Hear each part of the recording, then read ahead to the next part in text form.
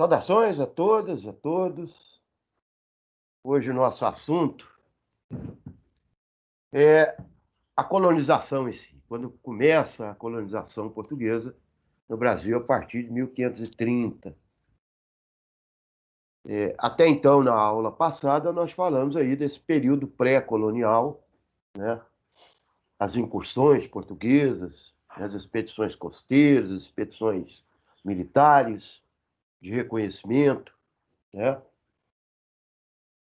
E, a partir de agora, o interesse de Portugal, de fato, em colonizar, em explorar as novas terras conquistadas.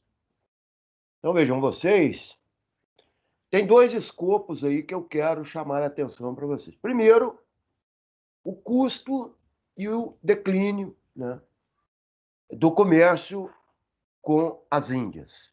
Então, ali era um custo muito alto você manter aquelas feitorias muito longe, né? Sair de Portugal, passar ali pela costa africana, né? Ir ao sul da África, atravessar, ir lá para a Ásia, né? Manter essas feitorias, que eram fortificações, né? Com grupos militares para manter os interesses dos portugueses ali, a hegemonia do comércio português sobre aqueles produtos especiais na Europa. Isso tinha um custo muito alto. Começa a declinar o preço disso na Europa, porque mais começa a chegar, maior quantidade de produtos, então os preços já não dão tanto lucro, não é isso?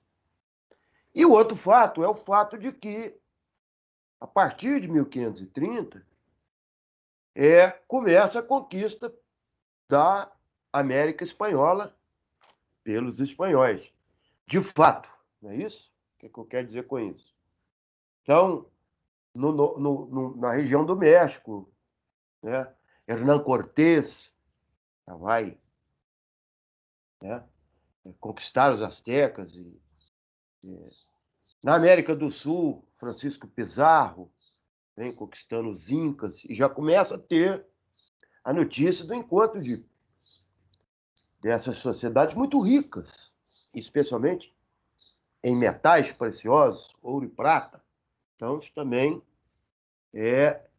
seja, né, o desejo de conquista, de achar esse quinhão valiosíssimo pela coroa portuguesa. Então, atendendo aí a seus conselheiros, né, Dom João III, o conquistador, não, o colonizador, por assim dizer, monta, né, uma esquadra em 1530, capitaneada pelo capitão Martim Afonso de Souza, e determina a ele que ele venha, de fato, povoar a terra, né? Agora, montar um sistema de povoamento para que Portugal tivesse o controle sobre essas terras novas, né? Então, Martim Afonso de Souza vem com a incumbência, tanto quanto feita aos outros, né? Que antecederam eles, de atacar os contrabandistas, a pirataria, né? E viajar do Maranhão ao Rio da Prata, explorando, e montar os primeiros núcleos de povoamento na costa do pau-brasil, né? Então, trouxe com ele contingente, né, de pessoas, de homens, trabalhadores, né, nas mais diversas profissões, padres, jesuítas, né, e vieram com essa missão, né? Em 1502, eles vão fundar a primeira. Vou compartilhar com vocês aqui um PowerPoint. Assim, certinho? Então, portanto, em 1503,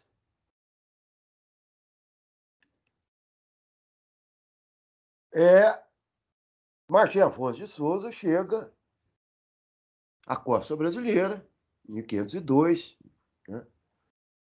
Começa esse povoamento. Esse primeiro povoamento no Brasil, né? núcleo de povoamento do Brasil, é a cidade de São Vicente, a vila de São Vicente e a vila de Piratininga, essas situadas hoje no litoral de São Paulo, né? A vila de Piratininga, não. A vila de Piratininga hoje é a cidade de São Paulo, né? Ali, bom, não é a cidade de São Paulo, a cidade de São Paulo é Paraitinga, né? Ilha de São Vicente e a cidade de Santos, aquela região ali, hoje do litoral paulista, né? Então, segundo, né, a obra escrita no diário de Pero Lopes de Souza, irmão de Martim Afonso, a todos nos pareceu tão bem esta terra, que o capitão determinou de a povoar, e deu a todos os homens terras para fazerem fazendas, e fez uma vila na ilha de São Vicente, e outra 9 léguas adentro, pelo sertão, à borda de um rio que se chama Piratininga. Ah, correto, né? Certo? E repartiu a gente nessas 2 vilas e fez nelas oficinas e pôs tudo em boa obra de justiça. Então, ilha, a cidade, né, de São Vicente e de Piratininga. Bom, essas duas cidades, elas não estão, teoricamente, segundo a época, né, na rota ou na orla do pau-brasil. Mas elas têm um interesse muito grande, né?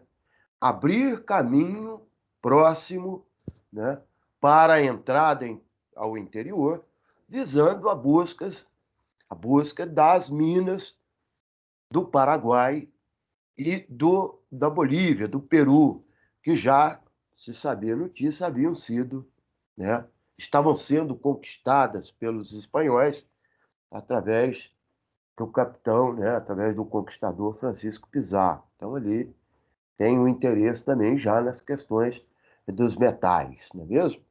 Bom,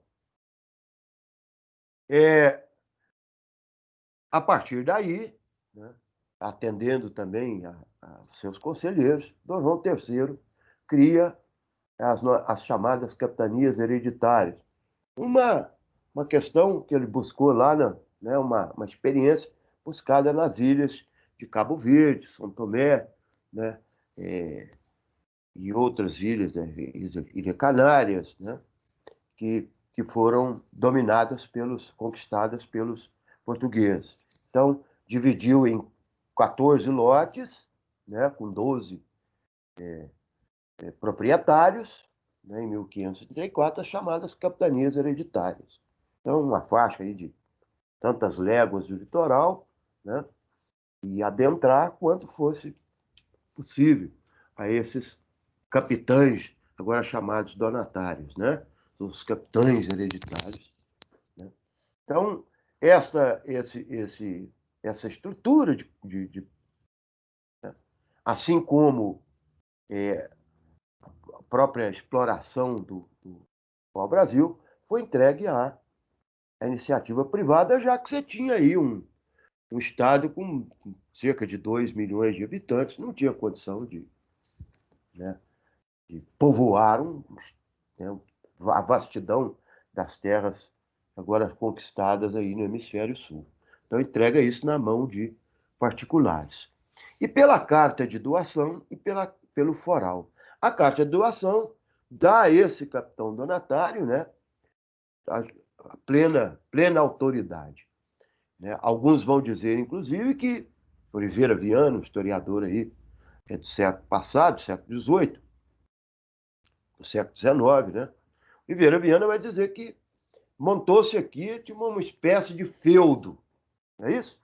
Se nós formos olhar de fato, essa autoridade, né, absoluta, essa autoridade do senhor capitão donatário, se assemelha, e o seu poder político, jurídico, né, religioso, sobre essa vastidão de terras, ela tem características, de fato, feudal. No entanto, nós temos que perceber que a colonização do Novo Mundo, tanto os espanhóis como os portugueses, ela está inserida dentro do processo de transição do feudalismo para o capitalismo. Então, portanto, aqui foi montado um processo de produção, embora aparentemente parecido com o feudalismo, na realidade, ele é bem capitalista, né? Porque no sentido de que a produção aqui é para exportação e acumulação de capital. Então, isso é característica capital. No entanto, outra divergência, né? A mão de obra utilizada aqui foi a mão de obra escrava. Então, você tem aí, eu diria, meio que três tipos de modos de produção convivendo, né? No entanto, sobre a régida do capitalismo. Não é isso? Então, daqui a pouco vamos falar isso, né? Quando nós falamos do Pacto Colonial. Então, veja, a Caixa de Doação é aquela que dá direito a esse senhor senhor capitão, né, de ter a posse daquela terra com todos os direitos, pagando um dízimo, ou seja, um décimo anual à coroa portuguesa. No entanto, ela deixa claro que o solo é do capitão donatário. Os subsolos, os recursos do subsolo, da mata e do mar, pertencem à coroa. Então, portanto, o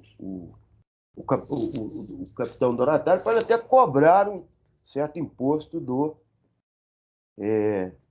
explorador do pau-brasil, aquele que tem, né, o contrato do pau-brasil. Mas esse contrato é um contrato ligado à coroa portuguesa. O foral é como se fosse um documento de tributação. Então, é ali que ele determina como é que ele vai tributar, né? Ele pode doar terras às outras, as chamadas sesmarias, né? E etc. Bom, essas capitanias, elas não foram muito não foi muito eficiente, né? Muitas delas tiveram, inclusive, que voltar para a coroa portuguesa, se tornaram aí capitanias da coroa, né? Bom, e por que isso? Alguns vão dizer porque o índio, né, malandro, não sei das coisas. Não é verdade, né? Na realidade, você tem aí duas capitanias dessas que vão, né, sobressair sobre as demais, que é a capitania do Pernambuco, né? Essa doada a famílias da região de Viana, em Portugal, essa região de Viana, uma região de produtores agrícolas, então rapidamente se montou aqui uma indústria agrícola, né? O açúcar nos moldes de uma produção capitalista, né? Embora a mão de obra escrava. E na de São Vicente, né? Na região ali do sul de São Paulo, essa também prosperou por causa do aprisionamento de índios, né? E então houve uma diversidade, uma pequena produção, lógico, ela desmontou o primeiro engenho no Brasil, né? Mas a captura de índio, a busca de metais, etc., aquilo ali que, né, deu o upgrade, assim para dizer, né, ao desenvolvimento daquela capitania. Muitas das outras fracassaram, voltaram para a coroa, né? Bom, então disse para vocês que a produção era sob o regime escravagista e voltada para a exportação, né? Essas capitanias vão durar aí até a segunda metade do século, primeira metade do século XVIII, quando o Marquês de Pombal vai eliminar as capitanias, no século XVIII, né, e vai implantar a capitania sobre a ordem, né, agora diretamente do rei. Então, o rei vai ser o grande responsável por administrar essa nova estrutura político-administrativa da colônia. Bom, em 1548, já com o ápice da produção de ouro e a exploração de prata pelos espanhóis, essa região ficou uma região tanto quanto, especialmente pelo estuário do Prata, né? Ao sul ali entre o Uruguai e a Argentina, ao sul do Brasil, né? O governo resolve, e o Brasil tinha interesse naquela região também, o governo de Portugal vai criar o governo geral. Qual que é, inclusive para ajudar esses capitães hereditários, essas capitanias hereditárias e seus donatários, né, a conseguirem prosperar. Então, foi criado o chamado governo geral. O primeiro governador geral no Brasil, em 1548, Tomé de Souza. Então, qual a missão desse governo geral? Não era intervir nas capitanias, mas ajudar, né, a auxiliar as capitanias. Então, portanto, ele monta o esquema, né, administrativo. Então, está lá no topo o governo geral, o governador geral. Abaixo dele, o ouvidor-mor, né, que é o responsável pela justiça. O provedor-mor, que é o responsável pela cobrança do imposto, as questões fazendárias, né? E o capitão-mor. Esse capitão-mor é responsável pela guarda, pela segurança costeira, né? Segurança militar dentro da colônia. Não é isso? Então, aí, abaixo as capitanias hereditárias e as capitanias reais, umas voltaram para a coroa, né? Os capitães não deram conta, os donatários não deram conta, e devolveram isso para a coroa. Bom, mas o que chama atenção para nós nessa administração é que, de fato, quem tem o poder são as chamadas câmaras municipais.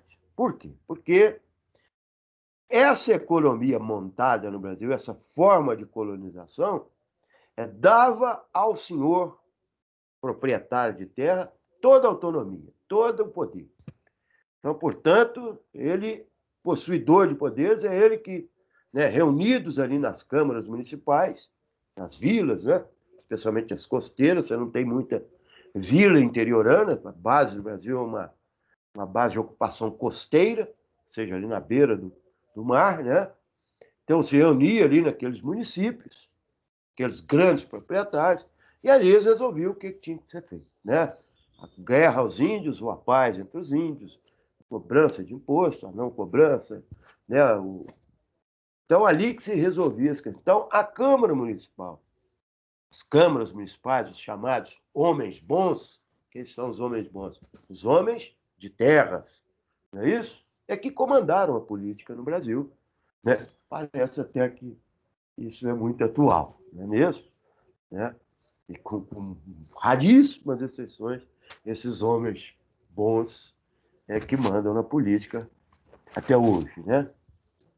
Bom, esse governo geral, então, tinha essa premissa de auxiliar as capitanias.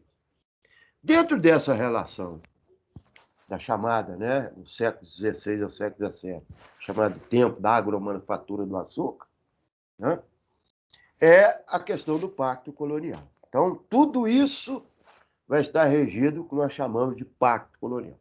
Gostaria de ler para vocês aqui o que seria o pacto colonial. Um exclusivo metropolitano, né? Então, vou ler para vocês o que fala para nós o bispo Azeredo Coutinho, um dos teóricos, né, do colonialismo português, no final do século XVIII, né? E deixa claro para nós o que é o pacto colonial. É necessário que as colônias também, da sua parte, sofram que só possam comerciar diretamente com a metrópole, excluída toda e qualquer outra nação, ainda que lhes faça um comércio mais vantajoso. 2, que não possam as colônias ter fábricas, principalmente de algodão, linho, lã e seda, e que sejam obrigadas a vestir-se das manufaturas e da indústria da metrópole. Desta sorte, os justos interesses e as relativas dependências mutuamente serão ligadas. Olha só, é o pacto colonial, não é isso? Bom, então, entenderam bem, o exclusivo metropolitano, né? Tudo é regido pela metrópole. A partir daí, a metrópole cria, por exemplo, as companhias monopolizadoras do comércio, né? Lá né? Companhia das Índias Ocidentais, Companhia das Índias Orientais, né? Foram criados aí por basicamente todas as coroas que se lançaram ao colonialismo, né? Bom, a base da produção, então, para esse pacto colonial, né, ela está justamente no grande latifúndio, no escravagismo e na monocultura. Então, esse será o sistema implantado no período da colonização, a partir do século XVI, no Brasil. Então, as bases estão muito claras para nós. O latifúndio, o escravagismo e a monocultura. Bom, grande propriedade, né, a mão de obra escrava e a cultura, nesse primeiro momento, a cultura do açúcar. Nós teremos outras, né, monoculturas aí, em regiões diferenciadas posteriormente. A princípio, o açúcar será, né, a cana-de-açúcar será a grande agricultura aí do século XVI e do século XVII. Bom, nós vamos falar no próximo momento sobre essa mão de obra escrava, o escravagismo implantado no Brasil. Tenham todos uma boa semana e saudações a todas e a todos. Um forte abraço.